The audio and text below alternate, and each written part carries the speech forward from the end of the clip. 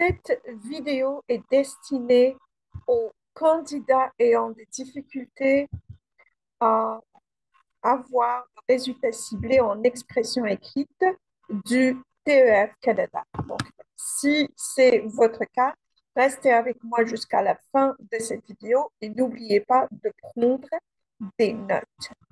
Voilà. Donc, ces instructions ou bien ces conseils vous donnerez une idée sur ce qu'il faut pour obtenir C1 et plus.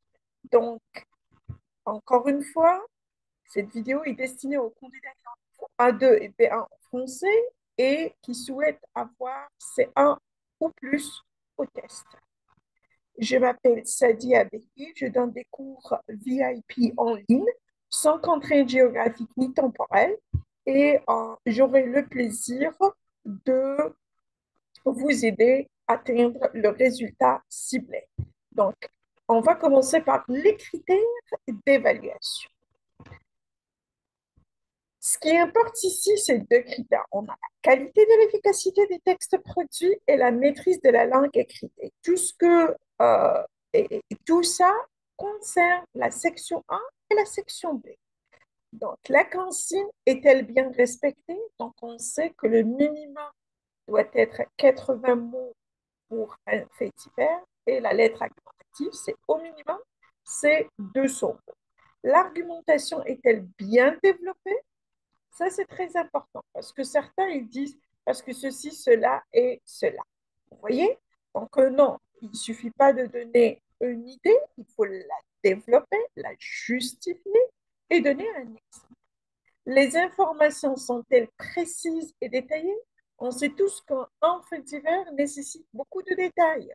Donc, il faut vraiment dire ce qu'il faut, mais aussi seulement le nécessaire. La grande majorité parle de ce qui s'est passé avant, alors que la consigne, c'est donner la suite, dire ce qui s'est passé après. Voilà. Le texte est-il cohérent et clair? Bien évidemment, il faut la cohésion. Voilà, on va parler plus de détails dans cette vidéo. Deuxième critère, c'est la maîtrise de la langue écrite. Ça, en général, que ce soit TCF, TEF, peu importe. Un essai d'expression écrite, en fait, normalement, ils vont faire attention au vocabulaire utilisé. Donc, le vocabulaire est-il précis et adéquat? On sait tous que chaque thématique a un vocabulaire pertinent. Donc, il est important de se familiariser avec ça. Les tons et les mots sont-ils correctement utilisés? La grande majorité des tests, ils sont des événements ont eu dans le passé, donc il est important de conjuguer les verbes au passé. Il faut maîtriser ces temps-là. L'orthographe est-elle maîtrisée aussi? Et il y a aussi d'autres fautes que je trouve dans beaucoup d'essais, par exemple la majuscule. On sait tous que la phrase commence par une majuscule, mais je ne sais pas pourquoi. Beaucoup de gens ne le font pas. Par exemple, le nom de la rue. Exemple, la rue, c'est la rose. Par exemple, L majuscule et R majuscule. C'est un nom propre. Aussi la ponctuation. Avec la ponctuation, on pourrait comprendre ce que vous dites. Donc, il est important de faciliter la tâche pour la personne qui va corriger votre copie. Et bien évidemment, la grammaire. Je ne sais pas pourquoi. Par exemple, les amateurs aiment. Les amateurs, il n'y a pas de S. Et là, vous perdez des points bêtement. Il faut, il faut absolument faire très attention au mot. Donc, il est important de pratiquer avec quelqu'un qui sait ce que c'est l'expression écrite. Parce que ici, cette vidéo, elle est destinée aux personnes ayant niveau A2, B1. Voilà. Lire la consigne. Donc, la consigne, c'est pour un fait divers, c'est écrire la suite et aussi le nombre des mots. Plusieurs paragraphes. Vous voyez? Et on a aussi des consignes pour la lettre argumentative, il faut les respecter. Voilà. En ce qui concerne la section 1, les difficultés rencontrées chez ces personnes ayant niveau A2 et B1, c'est apporter des détails. Je lis les essais, je trouve qu'il manque beaucoup de détails. Donc, il est important de s'entraîner pour donner le détail qu'il faut. C'est des explications. Parfois, vous dites quelque chose, mais on ne vous donnez pas des explications. Et des informations nouvelles ne se trouvent pas dans les lancets. Un grand nombre de candidats recopient le début. Mais non, c'est ce qu'ils ne vous demandent pas. Il faut d'apporter de nouvelles informations. Voilà.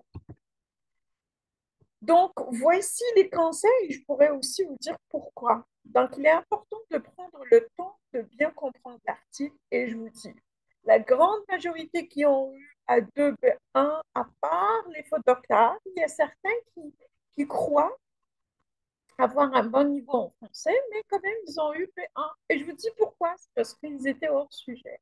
Voilà. Quand vous êtes hors sujet, vous êtes QI. Donc, il est important de faire très attention. Il faut comprendre la question parce que la réponse est la moitié, voilà, de la compréhension de la question. Donc, prenez votre temps pour bien comprendre ce qu'il vous demande. En fait, ce qu'il vous demande, on le sait, mais l'information qu'il vous donne. Adapter son histoire au titre. Donc, si, parce que eux, ils vont vous donner des signes. Par exemple, s'il s'agit d'un signe dans le titre, par exemple, une fin négative, donc il faut terminer comme ça. Vous voyez? Par exemple, on ne peut pas toujours gagner. Donc, ça, le résultat doit être négatif. Si vous faites autrement, vous serez hors sujet. Parce que eux, ils s'intéressent à la cohésion et évidemment, il faut parler du sujet. Prendre le temps de réfléchir à son histoire et à sa fin. Beaucoup de personnes ne donnent pas les conséquences et le résultat. Ça, c'est la fin. Voilà. Et l'histoire, l'enchaînement. Donc, la cohésion, proposer une histoire intéressante, faire des paragraphes. Beaucoup aussi de gens, ils ont un paragraphe du début à la fin. Non. Par exemple, moi, je dis toujours il faut avoir trois parties. Nous, on a le rappel des faits, on a le déroulement et on a euh, le dénouement. Dénouement, c'est la fin. Voilà. Mais dans la deuxième partie qui est déroulement, il faut faire vraiment plusieurs paragraphes parce que ça peut simplifier la tâche pour la personne de comprendre votre pensée et aussi de vous donner le point qu'il faut. Adapter son style à celui d'un article. Donc, encore une fois, éviter le hors-sujet parce qu'il y a des gens qui commencent à argumenter alors qu'il s'agit d'un fait divers et ce n'est pas une lettre argumentative. Montrer sa compréhension de la consigne et du type de document attendu. Voilà. Euh, voilà aussi, au niveau de la langue, il est important de réviser l'alternance des temps du passé. Voilà, je vous partage une vidéo que j'ai préparée vraiment seulement pour le fait divers. Si vous avez des difficultés, et bien évidemment, je suis certaine que vous avez des difficultés au niveau de la conjugaison, il faut la regarder, prendre des notes et la consulter à chaque fois que vous avez des doutes. Et si vous avez des questions, n'hésitez pas à les poser. Je suis là pour vous aider. Voilà, utilisez des connecteurs logiques. Cependant, néanmoins, alors que c'est très important. Mais ça, c'est l'opposition. Voilà, employer des mots dont vous connaissez l'orthographe. Il y a des gens qui écrivent, mais juste comme ils l'entendent, mais ce n'est pas comme il faut l'écrire. Et autre chose, il ne faut pas revenir en arrière parce que, par exemple, un sujet, euh, il vous donne, par exemple, un couple a cru avoir gagné 3 millions de dollars, mais après la vérification. Donc, on ne parle pas de ce qui s'est passé après, on s'en fout. Ce qui importe ici, la consigne, c'est donner la suite. Donc, qu'est-ce qui vient après? Après. D'accord? Donc, pas la peine de revenir en arrière, parce que vous pouvez le faire, mais la grande majorité font beaucoup de fautes. Donc, il faut vraiment éviter ça. Et puisque la grande majorité font beaucoup de fautes d'orthographe, vous pouvez regarder une vidéo, voilà, normalement, je vais la préparer demain, des exercices de dictée. Voilà. Donc, il faut regarder mes vidéos des exercices de dictée pour s'entraîner. Voilà, et aussi j'ai préparé une vidéo détaillée. Le titre, c'est les 40 fautes d'orthographe à éviter. Voilà. Et c'est très important d'éviter d'être au sujet. Et toujours, je demande à mes apprenants d'analyser le sujet mot par mot pour ne pas oublier un détail et deux, pour être certain de ne pas être au sujet. Voici les ressources gratuites. Il est important, comme je viens de le dire, écrire cependant, alors que tout ça, c'est des phrases complexes. Donc, regardez cette vidéo-là. Vraiment, vous allez aimer parce que c'était une vidéo dans mon ancien programme et c'était payant, hein, mon ancien programme. Mais là, je vous l'offre gratuitement ces trois vidéos-là. Regardez, ça, c'est la conjugaison pour le fait divers.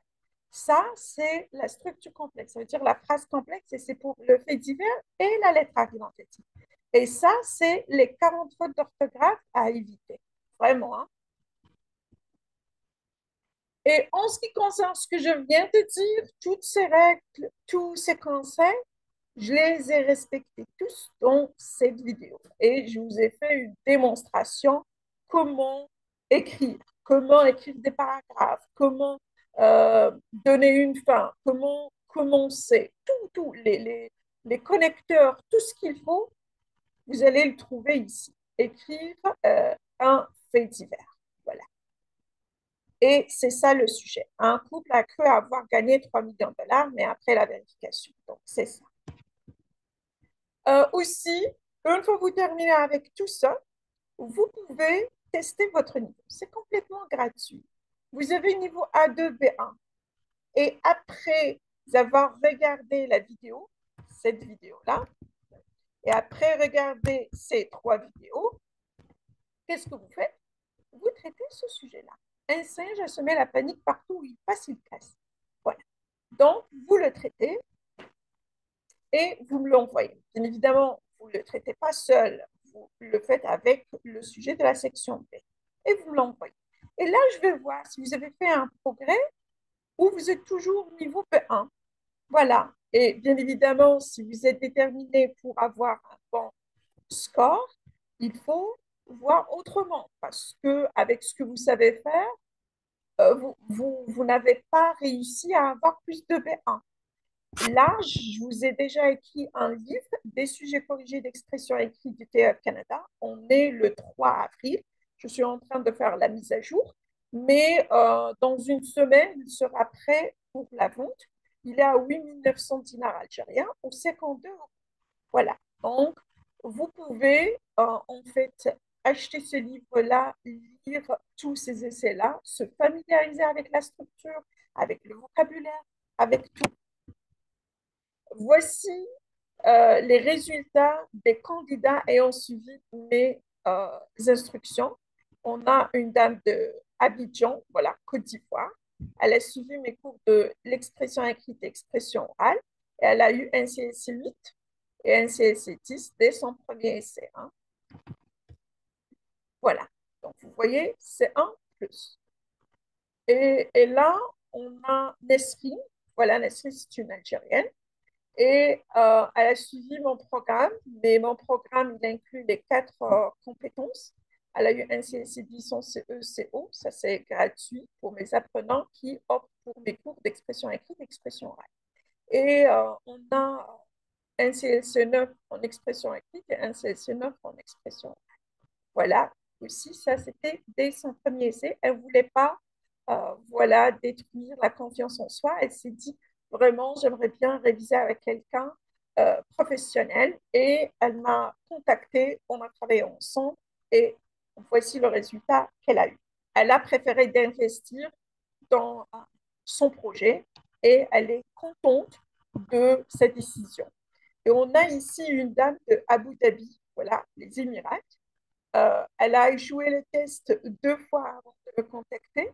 Et voici ses résultats après. Elle a aussi bénéficié de mes cours gratuits de la compréhension écrite et la compréhension orale.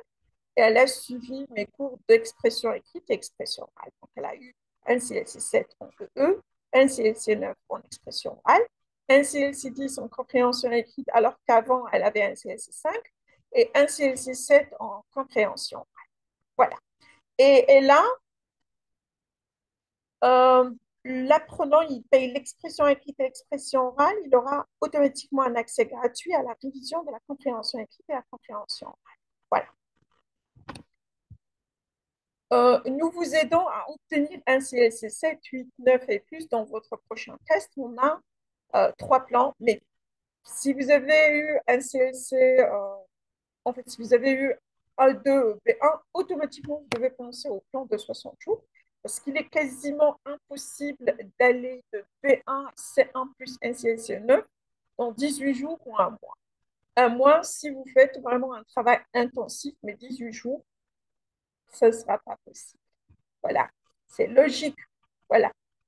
Donc, il est à 28 000 dinars algériens ou 175 euros. Il est destiné aux personnes qui veulent aller de, en fait, A2, B1 à C1. Excusez-moi, là, c'est une erreur. Voilà.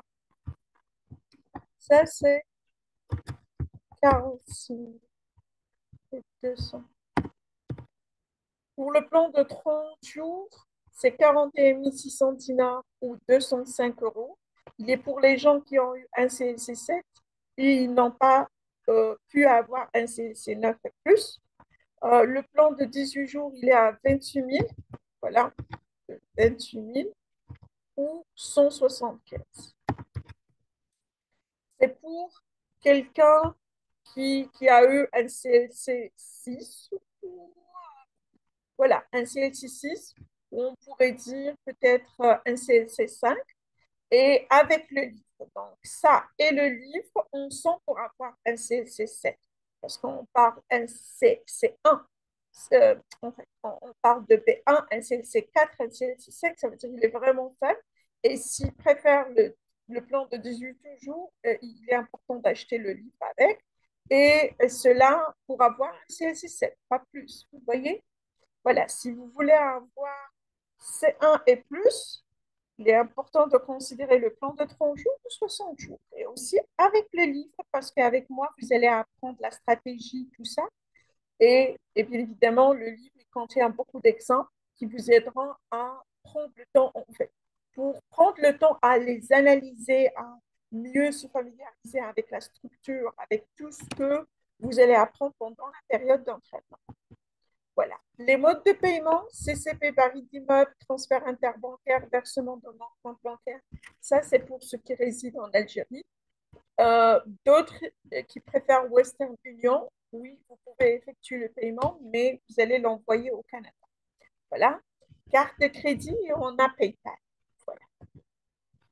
Comment me contacter? Voici mon WhatsApp et voici mon plus 213 549 045 472, email exponentiel 222 000 @yahoo.fr.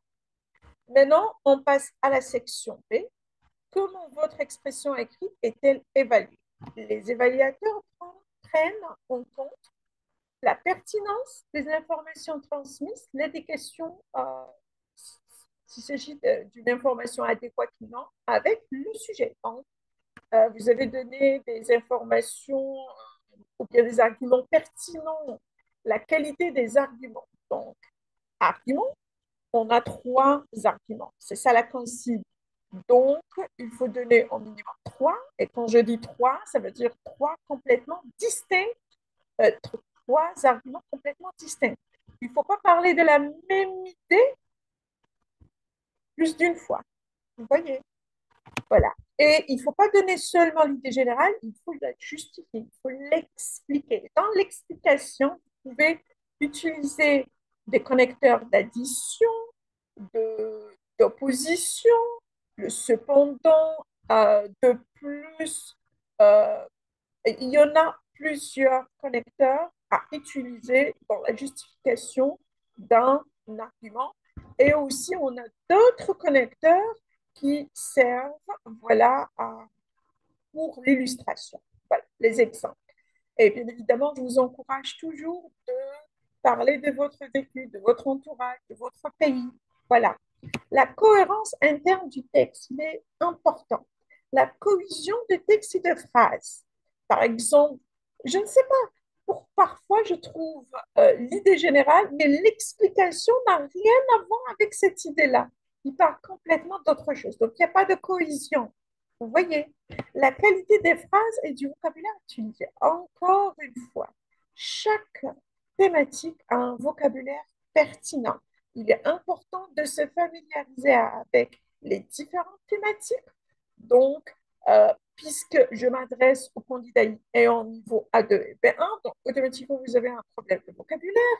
Donc, soit vous prenez des mois pour euh, enrichir votre vocabulaire, ou bien optez pour mon programme Comment enrichir son vocabulaire en français.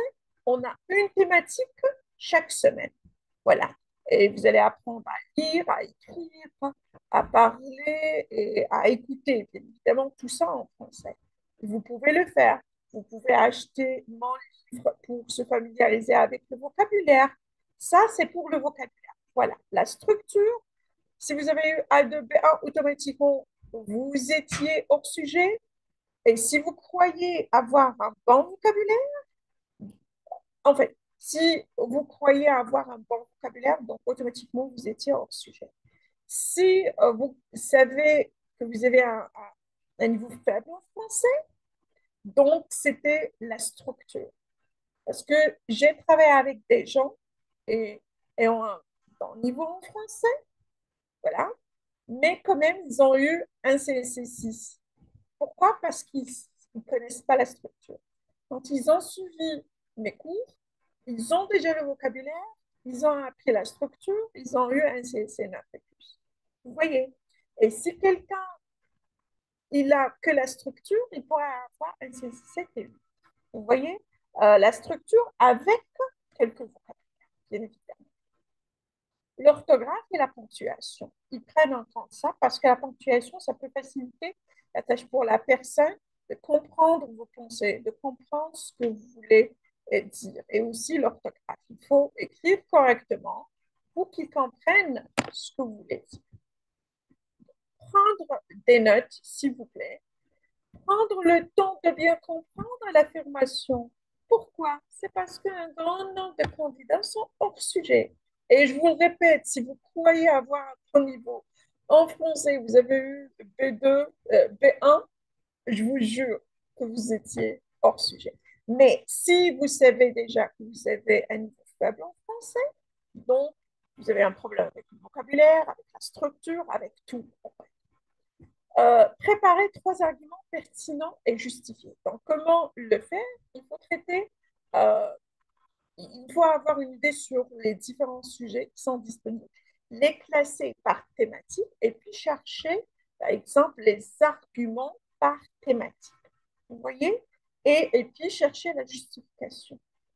Parce qu'on ne peut pas donner un argument et donner une autre justification. Hein? Réfléchir à l'enchaînement entre ces trois arguments. Donc, la cohésion, les connecteurs, faire des paragraphes. Vous ne pouvez pas écrire d'abord, ensuite, enfin, tout ça dans un seul paragraphe. Non, enfin, un seul paragraphe. Et puis, vous passez à ensuite, par exemple, un autre paragraphe. Vous sautez un autre paragraphe. Et quand je dis paragraphe, c'est l'alinéa. Hein. C'est juste penser à l'alinéa. Adapter son style à celui d'une lettre à un journal, tout simplement.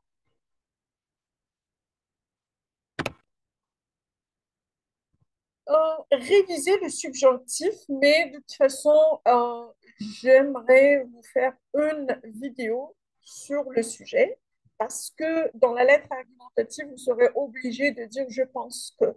Et quand on dit je pense que, il est nécessaire que, automatiquement, on emploie le subjonctif. Donc, je me suis dit, il vaut mieux vous faire une vidéo sur le subjonctif.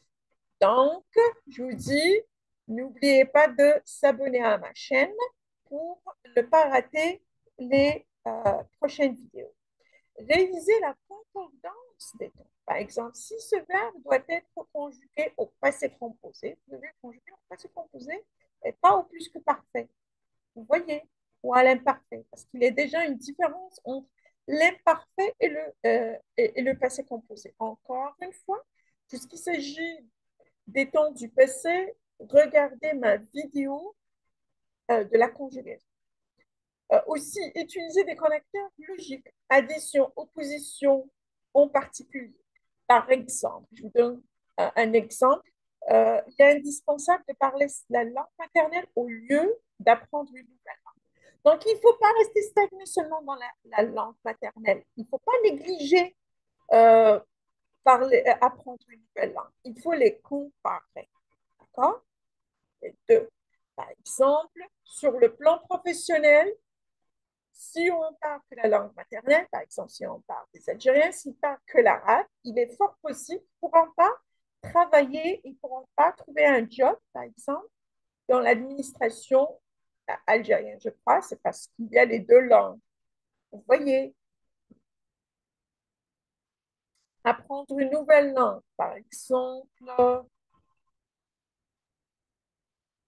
vous voulez faire un stage à l'étranger, vous êtes, euh, vous êtes content, vous avez un très bon salaire, mais quand même, vous voulez avancer dans votre carrière et vous serez limité par les ouvrages dans votre langue, en arabe, par exemple. Vous voyez? Donc, que faut-il faire? Il faut vraiment parler une nouvelle langue. Donc, ce que j'essaie de dire, c'est ça, hein. Il faut faire la comparaison. Il faut choisir l'idée, la justifier et donner un exemple clair. C'est très important. Employez des mots dont vous connaissez bien le sens et l'orthographe. Je ne sais pas, il y a certains qui ont quelques mots, mais ils ne sont pas vraiment sûrs de leur emploi. Qu'est-ce qu'ils font? Ils vont les employer un peu partout euh, pour impressionner la personne qui va corriger leur copie. Alors que ce n'est pas bien parce qu'il est fort possible que ça sera faux. Donc, évitez, il est important d'employer les mots que vous connaissez bien. Voilà, vous connaissez bien le sens et l'orthographe. Vous savez exactement comment les écrire. Voici je trouve toujours ces questions-là. Il est inutile de rédiger sous forme de lettres formelles avec un en-tête officiel. Ça ne rapporte aucun point. Commencez directement, monsieur, madame, ou bien monsieur le chef, le rédacteur en chef, voilà, ou bien monsieur, virgule, et vous passez à l'introduction. Vous voyez, évitez absolument les introductions et conclusions génériques qui marchent pour tous les sujets. Les évaluateurs n'en tiennent pas compte. Mais vous, vraiment, vous serez jugé sur les trois arguments. Évidemment, il faut avoir une intro. Et pourquoi pas, il faut écrire une introduction qui n'est pas courte, qui n'est pas longue. Et vous pouvez changer. Oui, c'est une introduction qui marche pour tout. Mais vraiment, lorsque vous suivez ma formation, bien évidemment, vous allez faire mieux au niveau des arguments. Donc, ils ne vont pas vraiment faire attention à l'introduction. Vous voyez? Et en ce qui concerne la conclusion, ce n'est pas compliqué parce que vous êtes censé de donner votre avis et faire le résumé des trois arguments que vous avez donnés. Tout court. Concentrez-vous sur votre argumentation personnelle et développez vos idées. Donc, c'est pourquoi je vous ai dit, par exemple, si on parle de ce sujet de la langue, parlez de vous, de votre pays, de votre projet. Vous voyez, par exemple, quand on est aussi, je vous ai donné un exemple sur le plan professionnel, on pourrait aussi parler des études. Par exemple, quand on est à l'université, bien évidemment, on va consulter des ouvrages en français en Algérie et maintenant, je crois, en anglais. Vous voyez? Donc, c'est ça. Donc, quand on parle de la langue, qui dit langue, dit culture, dit plein de choses sur la langue maternelle, les traditions et tout ça. Et quand on parle de la langue, une langue étrangère, on pourrait dire c'est pour le travail, c'est pour connaître d'autres cultures. Vous voyez, donc on a beaucoup de choses. Donc, je ne vais pas bien évidemment vous donner des idées, mais quand même, je vous encourage vivement à traiter le sujet que je vous ai donné. C'est un test d'évaluation gratuit, section A et section B, et vous me l'envoyez par mail. Je vous ai aussi donné mon email et vous allez bénéficier d'une correction détaillée. Donc, en ce qui concerne la section B, je n'ai pas encore rédigé une lettre argumentative dans une vidéo, comme j'ai fait avec la section A, mais je vous ai déjà fait une vidéo concernant les éléments clés ou bien la liste de vérification de la section A et la section B. Vous pouvez la consulter. Vous pouvez prendre en considération tout ça pour ne pas tomber dans l'erreur. Voilà. Et aussi, vous pouvez passer le test d'évaluation parce qu'il va avoir une correction littéralement détaillée. Donc, vous aurez une idée claire de ce qu'il ne faut pas faire et ce qu'il faut faire dans votre essai. Ça va être un cours personnalisé, rien que pour vous. Vous voyez, il est 100% gratuit. Si vous voulez plus, je vous invite à commander votre copie PDF de notre livre, Des sujets corrigés d'expression écrite de TF Canada. Il est à 52 € ou 8 900 dinars et s'adhérer à notre formation VIP. Voilà. Tout se fait en ligne, il n'y a pas de contraintes géographiques ni temporelles. Vous aurez l'accès 24 heures sur 24, 7 jours sur 7. Il va avoir un suivi attentif tout au long de l'entraînement. Il va avoir seulement des séances live pour l'expression orale. Par contre, l'expression écrite, vous faites la rédaction et vous partagez la réponse sur la plateforme. Et moi, je vous ferai une correction détaillée en vidéo sur la plateforme. Donc, vraiment, vous avez toutes les chances pour obtenir C1 ou plus dans votre prochain test. Voilà. Merci infiniment d'être là et je vous souhaite une excellente journée. Merci. Au revoir.